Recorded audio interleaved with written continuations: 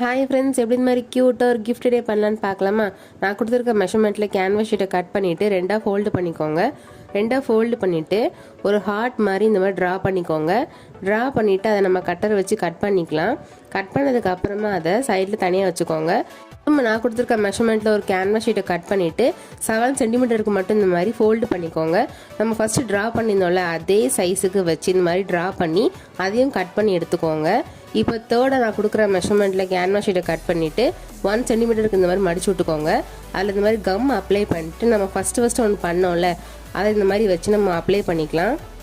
இந்த மாதிரி ஒட்டினதுக்கு அப்புறமா நம்ம செகண்டாக ஒரு ஷீட் பண்ணோம்ல அதை எடுத்துக்கோங்க. அதை எடுத்துட்டு ஃப்ரண்ட்டில் இந்த மாதிரி எல் ஷேப்பில் கம் அப்ளை பண்ணிவிட்டு அதை நம்ம ஒட்டிக்கலாம்.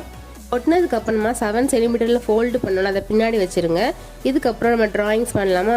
நீங்கள் ஃபோட்டோ கூட எடுத்துக்கலாம். நான் ட்ரா பண்ணியிருந்தேன். நீங்கள் ஒட்டும் போது கரெக்டாக அந்த ஹார்ட் எங்கே இருக்கோ அந்த மாதிரி மார்க் பண்ணிவிட்டு ஒட்டுங்க.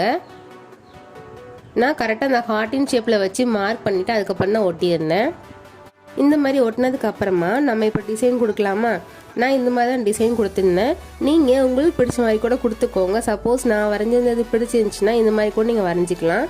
அந்த ஹார்ட்டை சுற்றி அதே அளவுக்கு பேப்பரில் இந்த மாதிரி கட் பண்ணி ஒட்டியிருந்தேன். கடைசியாக நீங்களே பாருங்கள் எவ்வளோ அழகாக இருக்குன்னு.